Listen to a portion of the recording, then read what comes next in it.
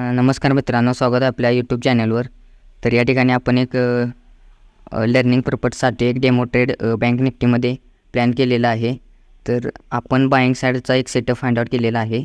तर लॉजिक तुम्हाला सांगतो. तर मार्केट आज इलेक्शनमुळे काय विषय झाला आहे, जवळपास 1500-2000 पॉईंट गॅप अप खोललं आणि मार्केट या ठिकाणी रिजेक्शन घ्यायला लागले सायकोलॉजिकल लेवलपासून. परत एक 2 कॅन्डल सेलिंगच्या देऊन या मार्केट या ठिकाणी सपोर्ट घ्यायला लागलं आणि या ठिकाणी सपोर्ट घेतला की रिटेलरचे लोअर साईडला स्टॉप लॉसेस अवेलेबल झाले, ते मार्केटनं हंट केले आणि ही एवढ्या मोठ्या सेलिंगच्या कॅन्डल बघून जे सेलिंगला घुसलेत त्यांनी या ठिकाणी काय केले, रिटेलरनं या ठिकाणी पहिल्या 15 मिनिटचा लो ब्रेक झाला की सेलिंग साईडला पोझिशन या ठिकाणी ॲड केलेले आहेत आणि आपण एक बाईंग साईडचा सेटअप एक्झिक्यूट केलेला आहे. तर आपण जवळपास या ठिकाणी 50% रिट्रेसमेंटचं या ठिकाणी टार्गेट आहे, म्हणजे अप्पर साईडला जे सेलिंग मारले त्यांचे स्टॉप लॉसेस अनअवेलेबल होतील. तर या ठिकाणी बघू शकता आपली पोझिशन तुम्ही.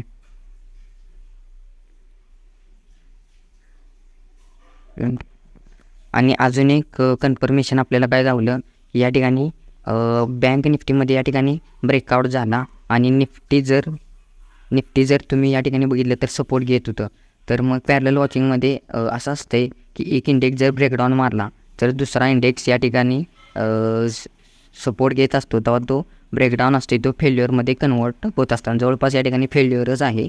तर बघूया आता आपल्याला आपलं टार्गेट या ठिकाणी मिळते का, कारण जवळजवळ 50% रिट्रेसमेंटपर्यंत आपण टार्गेट ठेवलेलं आहे. म्हणजे या ठिकाणी ज्यांनी सेलिंग मारलेले आहे त्यांचे स्टॉप लॉस या ठिकाणी हंट झालेले असतील मार्केटमध्ये. आणि मार्केटमध्ये खालच्या साईडला तर डायरेक्ट कोणते स्टॉप लॉसेस अवेलेबल नव्हते, त्यामुळे आज मार्केट इंट्राडेचे स्टॉप लॉस हंटिंग या ठिकाणी करू शकते. तर बघूया आता आपल्याला आपलं टार्गेट मिळते का. धन्यवाद. तर मित्रांनो, आपण आपली पोझिशन या ठिकाणी एक्झिट मारलेली आहे. म्हणजे आपण 50%चा रिट्रेसमेंटपर्यंत टार्गेट धरलेलं, खरं 40%च्या रिट्रेसमेंटनं या ठिकाणी मार्केट थोडंफार रिव्हर्सल देताना दिसलं. तर कॉस्ट टू कॉस्टला काढायच्या जागी आपण थोड्याफार प्रॉफिट या ठिकाणी बुकिंग केलेलं आहे. तर मार्केट या ठिकाणी आपल्या डायरेक्शनमध्ये जाऊ पण शकतं. खरं दिक्कत काय आहे, ही 50,500ची जी सायकोलॉजिकल लेवल आहे या ठिकाणी काय होते, बायर सेलर दोन्ही पण ॲड ऑन होते, त्यामुळे या ठिकाणी मार्केट साईडवे राहण्याचे पण चान्सेस असतात. त्यामुळे या ठिकाणी आपण आपली पोझिशन या रिव्हर्सल बघून या ठिकाणी एक्झिट मारलेली आहे. या ठिकाणी तुम्ही बघू शकता.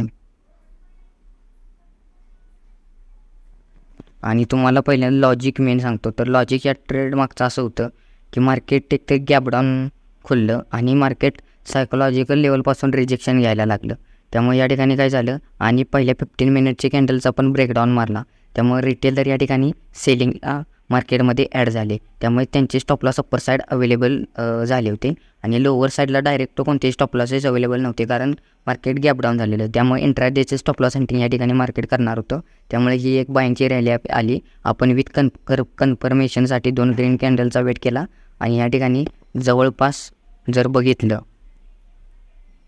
तर आपण 130च्या आसपास पॉईंट या ठिकाणी कॅप्चर केलेले आहेत. तर धन्यवाद.